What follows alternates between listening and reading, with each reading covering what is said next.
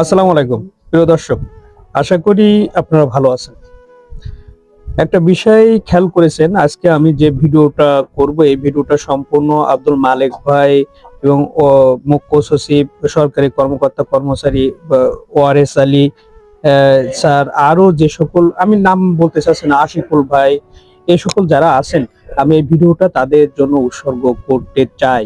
কারণ হলো একটাই, যে নবম পে স্কেল বাস্তবায়নে যাদের ভূমিকা অনস্বীকার্য, যারা দেশের এক প্রান্ত থেকে আর এক প্রান্ত, দেশের এক বিভাগ থেকে আর এক বিভাগে, এক জেলা থেকে আর এক জেলাতে এখনো পর্যন্ত অবিরাম ভাবে তারা নিরলস ভাবে প্রচেষ্টা চালিয়ে যাচ্ছেন।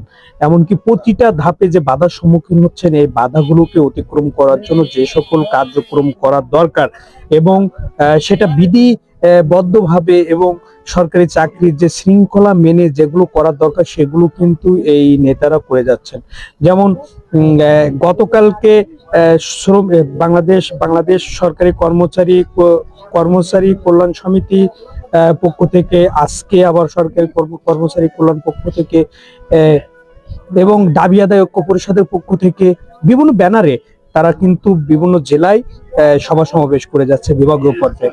আজকে খুলনায় করেছেন, গতকালকে ঢাকায় করেছেন শিল্পকলা একাডেমিতে, আজকে খুলনায় একটা হোটেলে করেছেন। অর্থাৎ দেশের প্রতিটা বিভাগে তারা সরকারি কর্মচারী কর্মকর্তাদের নিয়ে একটা সভা সমাবেশ বা সেমিনার করে যাচ্ছেন।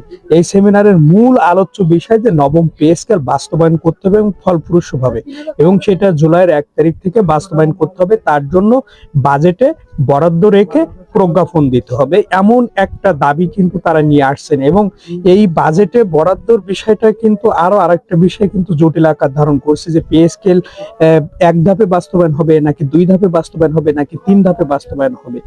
এই বিষয়টাকে কিন্তু তারা অনেক জটিল হিসাব নিকাশ করেই কিন্তু তারা বলছেন যে পে স্কেল অবশ্যই 2টা ধাপে বাস্তবায়ন করতে হবে।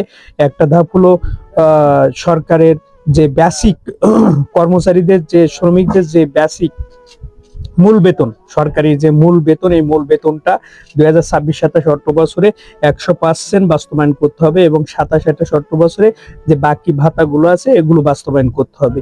কারণ দীর্ঘ 11 বছর, প্রায় এক যুগ পে স্কেলের বাইরে রেখে যে এবং বেতন কাঠামোর যে একটা বৈষম্য দীর্ঘ এক যুগ, প্রথম এবং দ্বিতীয় শ্রেণী একটা ওদের সাথে, এবং তৃতীয় এবং চতুর্থ শ্রেণী অর্থাৎ 11তম থেকে 20তম গ্রেড এবং 1 থেকে 10তম গ্রেড, একটা যে বেতন বৈষম্য করে রাখা হয়েছে দীর্ঘদিন বেতন কাঠামোতে, এটা সংস্কার করে নতুন যে বেতন কাঠামো আসবে সেখানে যে একটা ব্যালেন্স এনে সংস্কার যুক্ত করে কর্মচারীদেরকে সুযোগ সুবিধা বাড়িয়ে যে রকম সুবিধা দেওয়ার দরকার, সেটার জন্য কিন্তু তারা দীর্ঘ আলাপ আলোচনা বা আন্দোলন চালিয়ে যাচ্ছে।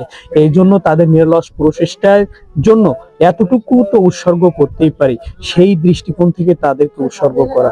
ধন্যবাদ আব্দুল মালেক ভাই, ধন্যবাদ এই সাথে জড়িত সকল নেতাকর্মীকে। ভালো থাকবেন। আসসালামু আলাইকুম।